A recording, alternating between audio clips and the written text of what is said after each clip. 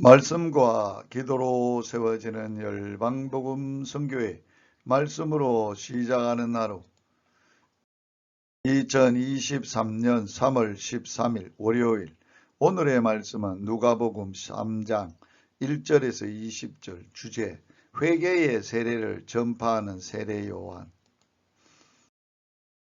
하나님께서는 시대마다 선지자를 세우셔서 그 뜻을 나타내셨습니다.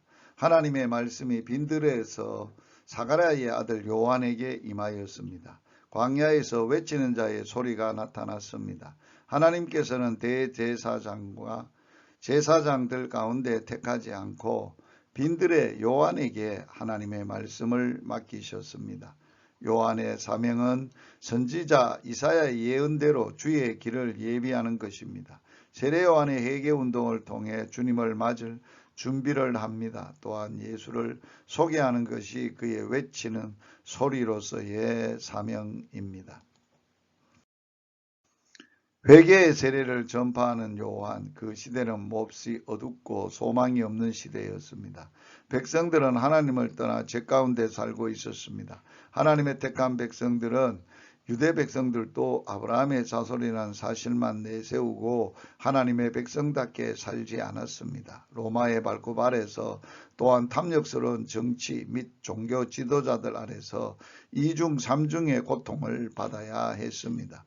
죄를 물맞이하면서 살고 있는 그들은 회개해야 했습니다. 세례 요한의 첫 설교는 독사의 자식들아 라는 무서운 심판의 말로 시작됩니다.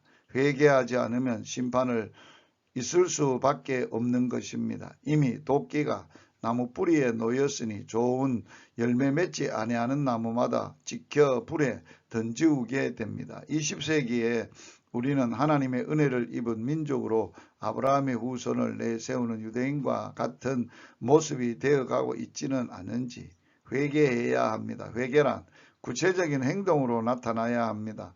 요한은 회개에 합당한 열매를 맺으라고 외칩니다. 물욕에 사로잡힌 교회와 교인에게 말합니다.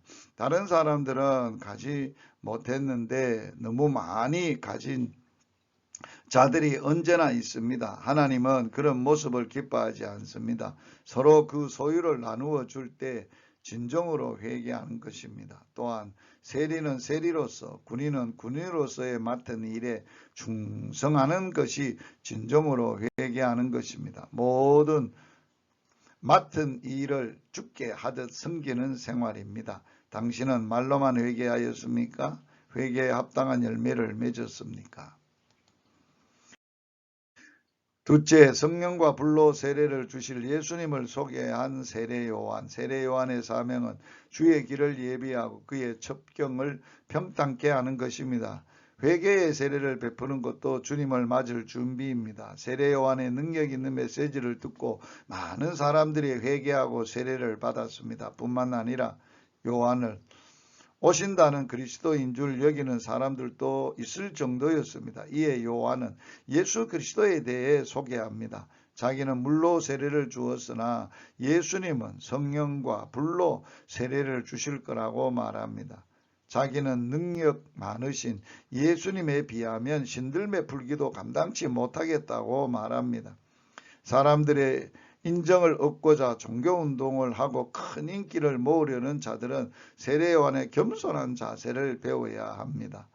요한 자신은 선구자에 불과하며 외친 후 사라지고 마는 광야의 소리에 지나지 않다는 사실을 믿고 있었습니다. 요한은 헤롯 왕의 악한 일을 책망하고 투옥되어 현장에 이슬로 사라지고 말았습니다.